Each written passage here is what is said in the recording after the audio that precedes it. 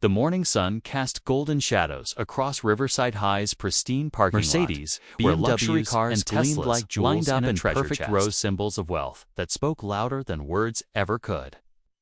But at the far corner, near the rusted chain-link fence that separated privilege from poverty, sat a battered pickup truck held together by determination and duct tape. Isabella Whitmore stepped out of her pearl-white Range Rover, designer sunglasses perched perfectly on her nose, her silk blouse catching the light like liquid moonstone. At 17, she had everything money could buy: the latest fashions, a platinum credit card with no limit, and a circle of friends who orbited her like planets around the sun. What she didn't have was a reason to notice people beneath her social stratosphere. Until today, Case Rivera locked his truck, though honestly, who would steal it, and shouldered his worn backpack. His jeans had been patched twice, his sneakers held together with superglue, and his t-shirt, while clean, had seen better days 3 years ago. He lived in Sunset Meadows Trailer Park, where dreams came to rest and hope worked double shifts just to survive. His mother cleaned houses for families like the Whitmores, her hands raw from chemicals and hard work, her smile still somehow radiant when she came home each night. Marcus had learned early that dignity doesn't come from your address, it comes from how you treat others when no one asks watching. Oh my God, did someone let the homeless people in? Isabella's voice rang out across the parking lot, sharp and cutting. Her friends erupted in laughter, their expensive phones already recording what would surely become social media gold. Marcus kept walking, his jaw set, his eyes forward. He'd heard worse, survived worse. This was just noise, but Isabella wasn't done. She stepped directly into his path, her perfume probably worth more than his monthly groceries, creating an invisible barrier between their worlds. "Excuse me, trailer trash. This entrance is for students, not charity cases." Something flickered in Marcus's eyes, not anger, but something deeper. Sadness, maybe, or pity. "You're standing in my way," he said quietly, his voice steady as stone. "Make me move, poor boy." She smirked, her friends closing ranks behind her like a glamorous wall of cruelty. Marcus stepped around her without another word, leaving Isabella standing there, her satisfaction somehow incomplete. She was used to tears, to anger, to reactions she could feast upon. His silence was a victory she couldn't claim. What Isabella didn't know was that Marcus Rivera wasn't just any trailer park boy. Over the next few weeks, Isabella made Marcus her personal project. She accidentally spilled her iced latte on his homework. She loudly discussed charity cases whenever he entered a room. She created a social media hashtag #TrailerParkFails, that her followers eagerly fed with cruel memes. Marcus absorbed it all. Like rain on a mountain, it rolled off, unable to erode what stood solid beneath. In chemistry class, Isabella got paired with Marcus for a major project worth 30% of their grade. She rolled her eyes so hard they practically orbited her skull. "Great. I'm stuck with the scholarship kid. Just try not to drag my GPA down to your tax bracket." "I'll do my best," Marcus replied evenly, pulling out a meticulously organized notebook that made Isabella's designer planner look chaotic. They met at the library, after school neutral territory. Isabella arrived 20 minutes late, expecting to find Marcus scrolling through his phone. Instead, he had already completed half the research, created a structured outline, and started drafting their presentation. "I thought we could divide it like this," he said, showing her a breakdown that played to both their strengths, assuming she had any interest in actually contributing. Isabella stared at the work, then at him. "Why are you being nice to me? I've been horrible to you." "Because hurt people, Marcus said simply. "And I'm not interested in continuing that cycle." For the first time in weeks, Isabella had no response. As they worked together, Isabella began to see things she'd trained herself to ignore. Marcus worked 20 hours a week at a local mechanic shop, not because he wanted to, but because his mother's medical bills were mounting. He tutored younger kids from his trailer park for free every Saturday morning.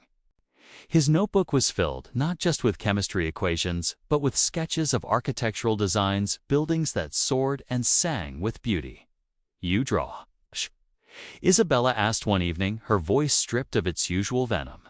"Design," Marcus corrected gently. "I want to be an architect. Build homes that people can actually afford, that are still beautiful. Everyone deserves beauty in their life, not just people who can pay for it." Isabella thought about her own home: 8 bedrooms, 4 bathrooms, more space than 3 people could ever need. She'd never once considered it anything but her birthright. "That's actually really cool." Marcus smiled a real smile that transformed his whole face. "You say that like you're surprised I have dreams." She was, ashamed, but surprised. The chemistry presentation earned them an A+. But something more valuable than a grade emerged from their partnership. Isabella started seeing people instead of social categories. She noticed Marcus helping an elderly teacher carry books. She watched him share his lunch with a freshman who'd forgotten money. She observed him defending a girl with autism from some jocks who thought cruelty was comedy. Marcus Rivera was rich in ways Isabella had never been taught to value. The fall formal arrived with all its glittering glory.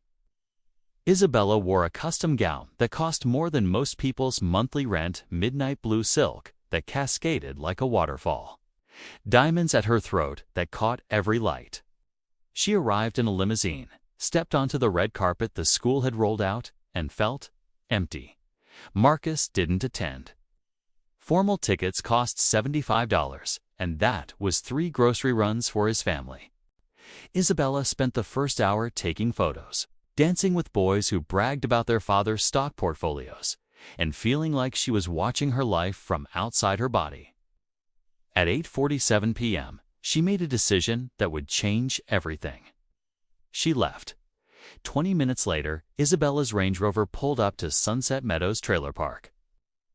Her formal gown hilariously out of place among the modest homes.